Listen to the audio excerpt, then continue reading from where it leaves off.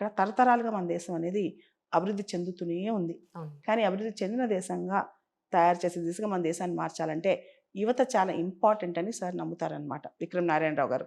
ముందుగా ఆయన తన ఊరిని మార్చి చూపించారు.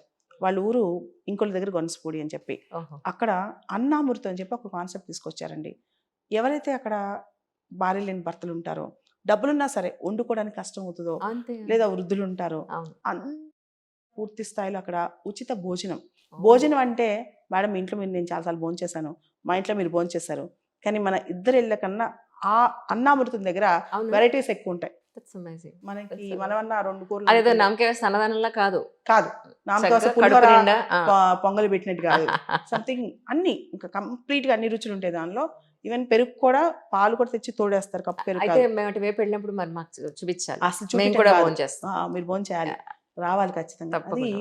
మార్నింగ్ పెట్టిన అంటే ఉదయాన్నే పెట్టిన కూరలు సాయంత్రానికి కూడా ఉంచరు. ఈవినింగ్ మళ్ళీ సెపరేట్‌గా. ఓహ్! ఇలా భోజనం మధ్యాహ్నం డిన్నర్ కూడా పెడుతున్నారు. డిన్నర్ కూడా. ఓకే. 11:30 కల్లా భోజనం, ఈవినింగ్ 7 కల్లా డిన్నర్ అనమాట. ఒకవేళ గనక భోజనం చేయడానికి అక్కడి దాకా వెళ్ళలేని పరిస్థితి ఉన్నా, ఫోను చేసినా వాళ్ళ ఇంటికి పార్సెల్ వస్తాయి. అబ్బా! ఏం ఇటువంటి సర్వీస్ అండి బాబు. అన్నామృతం ఈ కాన్సెప్ట్ పేరు మ్యామ్. మీరు ఒకసారి రండి చూడండి. తప్పకుండా. భోజనం తప్పకుండా. కూడా రుచి అయ్యో! నేనే వచ్చి దగ్గరుండి కవర్ చేస్తాను. ఖచ్చితంగా. ఆ! అలానే ఆ ఊర్లో గొనసపూడిలో అందరికీ ఎవరికైతే ఈ డయాబెటిస్ కానీ, బ్లడ్ ప్రెషర్ కానీ, పెద్దవాళ్ళు కామన్‌గా ఈ మధ్య వచ్చేస్తున్నాయి కదండీ! అవును. అందరికీ కూడా మెడిసిన్స్ ఫ్రీ అనమాట అక్కడ. ఇలా ఆ ఊర్లో ఈవెన్ పీఎం సూర్యఘర్ యోజన అని చెప్పి మనకి సోలార్ ప్యానెల్స్ పెట్టిస్తారు కదా! రెన్యూబుల్ విన్నానండి. ఎనర్జీ. దానికి సంబంధించి కంట్రిబ్యూటరీ ఫండ్ కూడా విక్రమ్ నారాయణరావు గారు ఏపిచ్చి మొత్తం ఆ ఊర్లో కంప్లీట్‌గా ఈవెన్ శానిటేషన్ రైట్. ఏదైతే స్వచ్ఛ భారత్ ఉందో మన మోడీ గారి కల, హ్మ్. దాన్ని కూడా ఆ ఊర్లో పూర్తి స్థాయిలో చాలామంది పెద్దవాళ్ళు ఉంటారు. అలవాట్లు మార్చుకోలేరు. వాళ్ళు కూడా బిహేవియరల్ చేంజ్ తీసుకొచ్చారనమాట. ఓహ్! ఇటువంటి అన్నీ కూడా జరిగాయి. కానీ ఆ సార్ గారి కోరిక ఏంటంటే విక్రమ్ నారాయణరావు గారి కోరిక కేవలం వాళ్ళ ఊరు కాదు. ఆంధ్ర, తెలంగాణ కూడా అదే స్థాయిలో బాగుపడాలి. దేశం మొత్తం ధనికం అవ్వాలి అని చెప్పి. అదే మన మోడీ గారి వికసిత్ భారత్ కలతో ఇది ఆల్మోస్ట్ సింక్ అవుద్దనమాట. నేను ఇప్పుడు దానికే వస్తున్నాను. ఆయన హ్మ్. వికసిత్ భారత్ అన్నారు. మీరు ధనిక్ భారత్ విక్రమ్ అంటున్నారు. నారాయణరావు గారు ఆ! ధనిక భారత్ అన్నారు. అవునండి. రైట్. సో, నేనేదైతే అనుకున్నానో, నేను మీతో చాలా సార్లు డిస్కస్ కూడా చేశాను. అవును. మేడం నాది ప్రస్థానం ఓన్లీ సివిల్స్‌తో ఆగిపోకూడదు. ఇంకా పెద్ద పనులు చేయాలి అని. ఎగ్జాక్ట్‌లీ. గుర్తుండే ఉంటది మీకు. Yes ma'am. యెస్. సో, అది 2018 నుంచి నేను ఒక ఫ్లోలో పడిపోయాను లైఫ్‌లో. కానీ సడెన్‌గా అది అంటే నాకు కూడా ఇంకా, ఇంకా చాలా గొప్పగా చేయాలి, పెద్దగా చేయాలన్నప్పుడు హ్మ్. మా బ్రదర్స్ అందరూ కలిసి ముఖ్యంగా విక్రమ్ నారాయణరావు గారు నాకిచ్చిన ఎంకరేజ్‌మెంట్ కావచ్చు. ధనిక్ భారత్ అనేది నేను చాలా ఎక్కువ కనెక్ట్ అయ్యాను. హ్మ్. చాలా.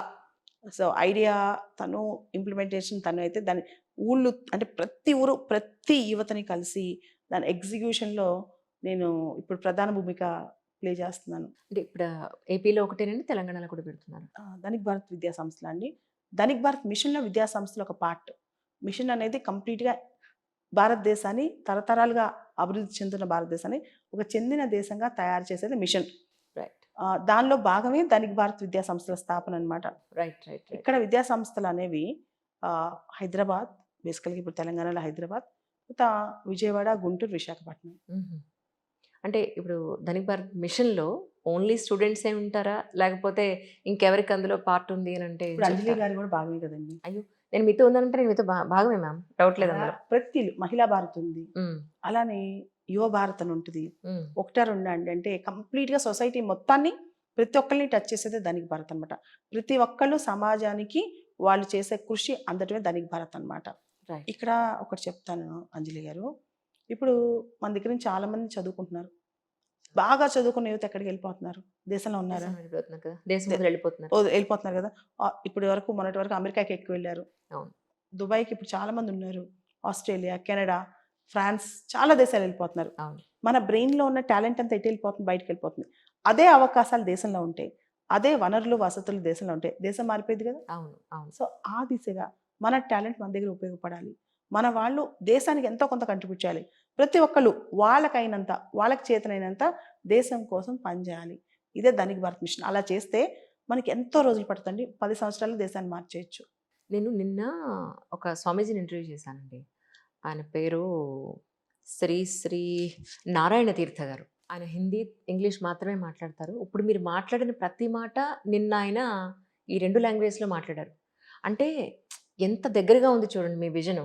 ఆయన ఇదే బాధపడుతున్నారు. చదువుకున్న వాళ్ళందరూ బయటికెళ్ళిపోతున్నారు. ఇక్కడ మనకి వాళ్ళందరికీ కూడా ఫెలిసిటేషన్ ఇచ్చే అవకాశం లేదు.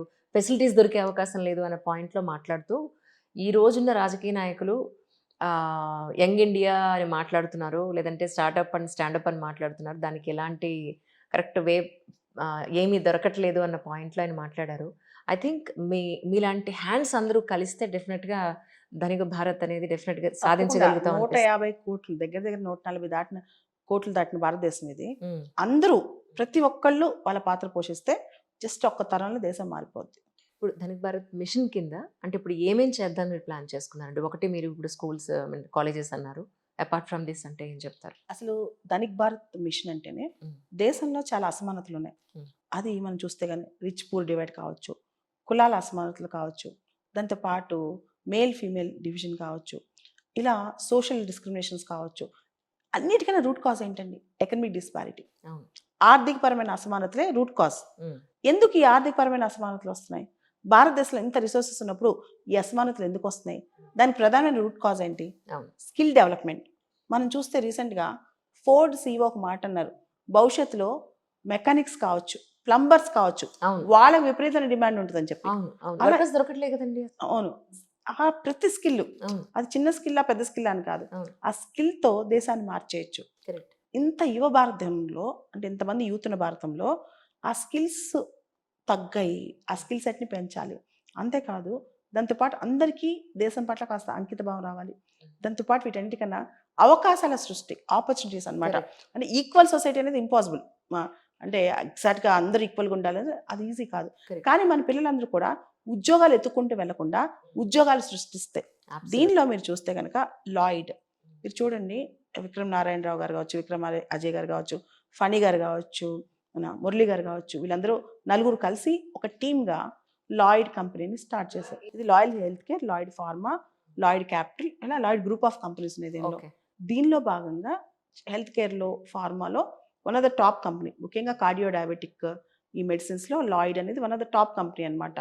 యాక్చువల్లీ మీకు తెలుసు కదా, భారతదేశంలో ఫార్మా రంగంలో ఉన్నంత డబ్బులు ఇంకే రంగంలో ఉండవు. అవునండి. అవును. మీరు ఒకసారి చెక్ చేసిన కరెక్ట్. అర్థమవుతుంది. కరెక్ట్. కరెక్ట్. Absolutely correct. అందరు టాప్ రిచెస్ట్ పీపుల్, మీరు శాంతా బయోటెక్ తీసుకోండి, అవును. కంప్లీట్ గా చాలా కంపెనీస్ లో అక్కడ అయ్యే రిచ్ కంపెనీస్. కరెక్ట్. అలాంటప్పుడు ఈ మొత్తం పక్కన పెట్టి ధనిక్ భారత్ మిషన్ అనేది స్టార్ట్ చేస్తుంది లాయిడ్ గ్రూప్, విక్రమ్ నారాయణరావు గారు అండి. సో ఈ మిషన్ లో సార్ జీవితం కూడా ఒక ఆదర్శం. లాయిడ్ గ్రూప్ లో ఉన్న టీం మొత్తం జీవితం ఒక ఆదర్శం. ఇదేంటో ఒకసారి చెప్తాను చూడండి ప్లీజ్. 2011లో ఆ టైంలో చిన్న చిన్న జాబ్స్తో స్టార్ట్ అయ్యి మనలాంటి కుటుంబాలే వాళ్ళే కూడా అక్కడి నుంచి స్లోగా డెవలప్ అయ్యి ఇప్పుడు లాయిడ్ ఫార్మ్ అనేది one of the top company. ఇప్పుడు ఉద్యోగాలు సృష్టిస్తే బాగుంటుందా, ఉద్యోగాల కోసం ఎత్తుకుంటే బాగుంటుందా అండి? సృష్టించాలి కదా. కరెక్ట్. మన యువత కొంచెం పుష్ చేస్తే ఉద్యోగాలు సృష్టికర్తలుగా అవుతారు. ఉద్యోగాలు అనేవి చాలా ఎంతో మంది క్రియేట్ చేయగలరు. కరెక్ట్. మన పిల్లలు ఎలా అయిపోయారంటే, ₹1,00,000 ఉద్యోగం ఎక్కడ దొరికిద్ది, 2 లక్షల ఉద్యోగం ఎక్కడ దొరికిద్ది, అక్కడ జాబ్ సెక్యూరిటీ ఉంటుందా, ఇంత ఆలోచిస్తారు. కానీ మనమే ఉద్యోగాలు సృష్టించాలని ఆలోచించరు, రిస్క్ తీసుకోవడానికి భయపడతారు. అలాంటి భయం లేని యువతని క్రియేట్ చేయటమే ధనిక్ భారత్ విద్యా సంస్థల యొక్క లక్ష్యం. అంటే నువ్వు అనుకుంటే ప్రపంచాన్ని జయించవచ్చు, నువ్వు అనుకుంటే ఏ రంగంలోకి వెళ్ళినా నెంబర్ 1 అవ్వచ్చు. అలాంటి నాయకత్వం అంటే రాజకీయాలు మాత్రమే కాదు, అది సోషల్ ఎంటర్‌ప్రెన్యూర్‌షిప్ కావచ్చు, ఒక మంచి ఇలాంటి ఫార్మా కంపెనీ కావచ్చు అని. ఇక్కడ మేము ఒక కొత్త కాన్సెప్ట్ అనమాట, Dhanik Bharat launch pad. Dhanik Bharat launch pad అంటే మామూలుగా మీరు అడిగారు ఇందాక, అన్ని కాలేజెస్కి మీ కాలేజీకి తేడా ఏంటి అని. ధనిక్ భారత్లో ఏంటంటే పిల్లలుని ఇంటర్మీడియట్ అయిపోయిన తర్వాత వదిలిపెట్టం. ఇంటర్మీడియట్ స్థాయిలోనే వాళ్ళ యొక్క ప్యాషన్ ఏంటి, వాళ్ళు ఏం చేయాలనుకుంటున్నారు, దాన్ని తెలుసుకుని వాళ్ళ అమ్మా నాన్న వాళ్ళని ఎలా హ్యాండ్ హోల్డ్ చేసి పెద్ద దాకా మారల్ సపోర్ట్ కానీ ఫినాన్షియల్ సపోర్ట్ కానీ ఇస్తారో, ధనిక్ భారత్ విద్యా సంస్థల తరఫున పిల్లలు ఏ రంగంలోకి వెళ్ళాలనుకుంటే, ఫర్ ఎగ్జాంపుల్ ఒకళ్ళు ఐపీఎస్ అవ్వాలనుకోవచ్చు, ఇంకొకరు జర్నలిస్ట్ అవ్వాలనుకోవచ్చు, మరొకరు స్పేస్ సైంటిస్ట్ అవ్వాలనుకోవచ్చు, ఇంకొకరు ఐఐటీ అని అవ్వాలనుకోవచ్చు, ఇంకొకరు లీట్ అవ్వాలనుకోవచ్చు. ఏ రంగానికి వెళ్ళాలనుకున్నా వాళ్ళని ఆ రంగంలో సెటిల్ అయ్యేంత వరకు, సమాజానికి పనికొచ్చే పౌరులుగా వాళ్ళు నిలబడేంత వరకు కూడా ధనిక్ భారత్ లాంచ్ ప్యాడ్ అనేది వాళ్ళకి మెంటరింగ్ చేస్తూ ఉంటుంది, వాళ్ళని వదిలిపెట్టదు.